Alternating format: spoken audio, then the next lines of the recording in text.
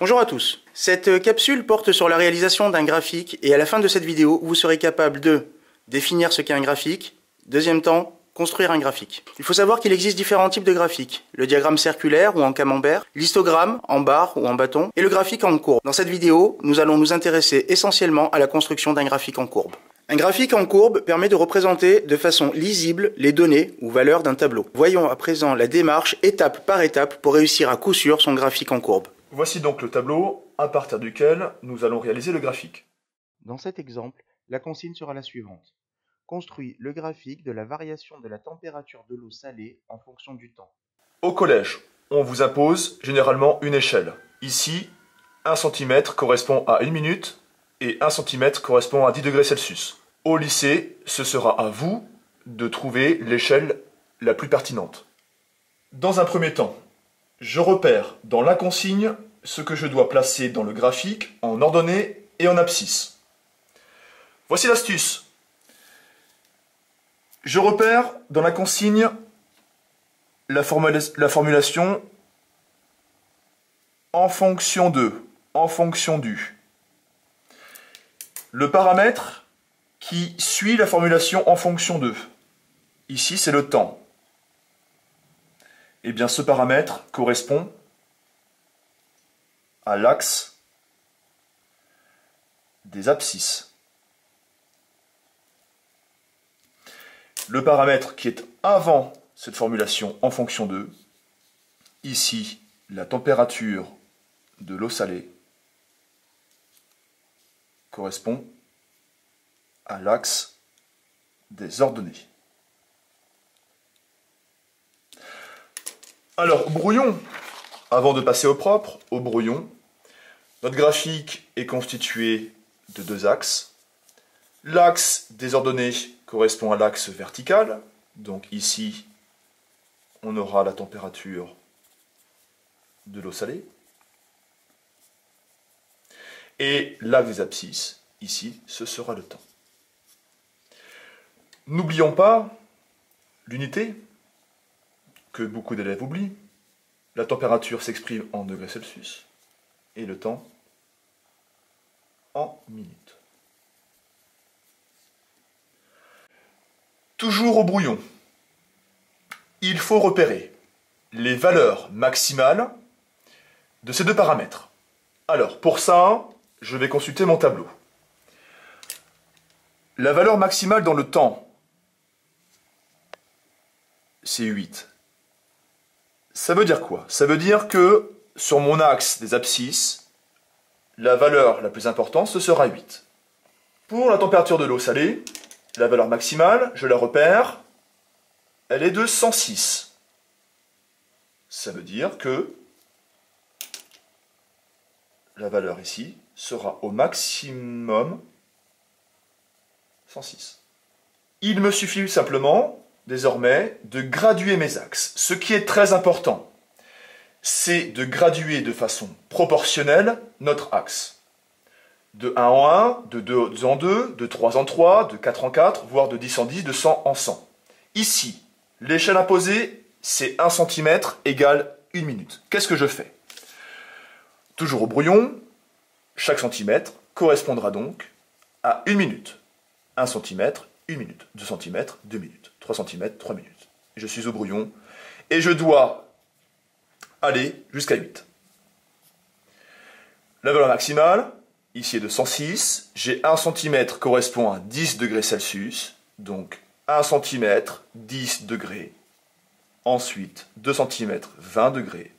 Et je respecte bien cette règle de proportionnalité. Et je vais jusqu'à 106, c'est au brouillon, donc je peux m'arrêter. Nous avons donc la base de notre graphique. Pour tracer notre graphique au propre, il faut déterminer la longueur de l'axe. Commençons par l'axe des ordonnées.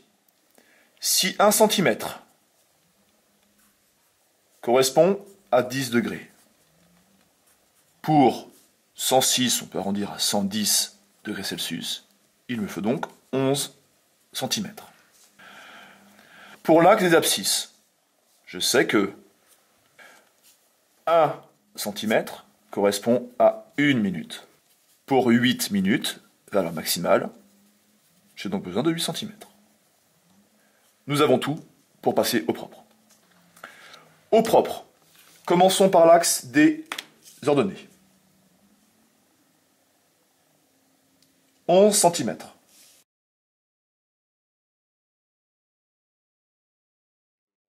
Je peux le faire un petit peu plus long pour pouvoir mettre la flèche.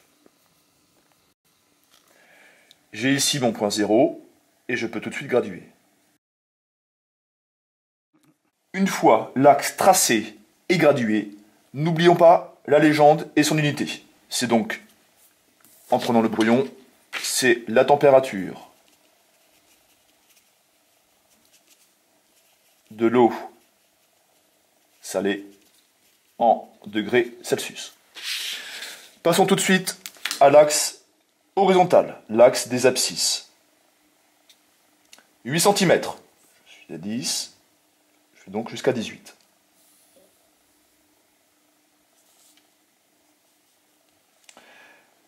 Deux petits carreaux correspondent à 1 cm sur mon document. Je vais cette fois-ci de 1 en 1.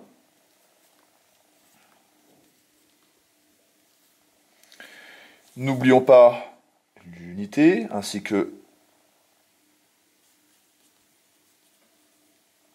la légende, le temps, et ici c'est en minutes.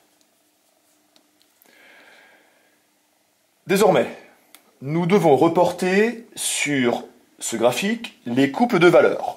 Un couple correspond, voilà ce qu'est un couple. Voici un premier couple. En voici un deuxième. Replaçons ce premier couple. 0 minutes. À 0 minutes, on mesure 30 degrés Celsius. 0 minutes, je me place sur l'axe des temps. 0 minutes, 30 degrés Celsius. Je suis donc ici. Attention, ce n'est pas un point, c'est simplement l'intersection entre deux axes. On va donc faire ici une croix. Deuxième couple. 1, 45. 1 minute, 45 degrés. Pour me repérer, je peux faire des petits pointillés. 45, je suis entre 40 et 50. C'est donc l'intersection, et je trace ici ma croix. C'est une convention scientifique. Et je continue, troisième couple, 2,60. Comme je suis expert sur cette compétence, je me permets de ne pas mettre les pointillés, et je me repère tout de suite. 3,75.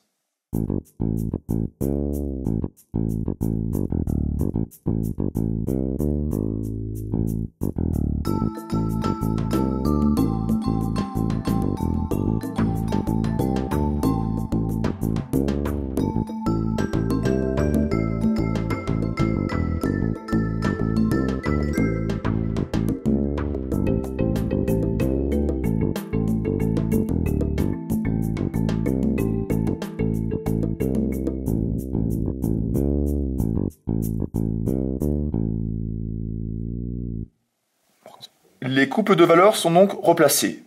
Deux solutions.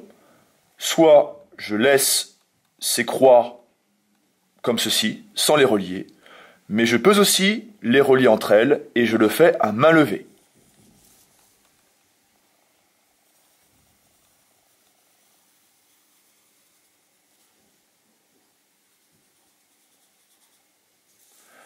Et j'obtiens une courbe. Il me reste une dernière chose, n'oubliez jamais d'indiquer ce qu'est ce que vous avez construit. C'est un document qui correspond ici à un graphique, donc j'écris le titre.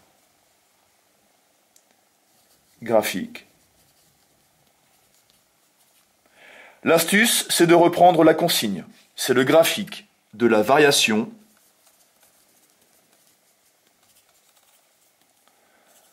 de la température de l'eau salée en fonction du temps. Je souligne de préférence. Vous pouvez aussi le mettre en haut si vous avez de la place.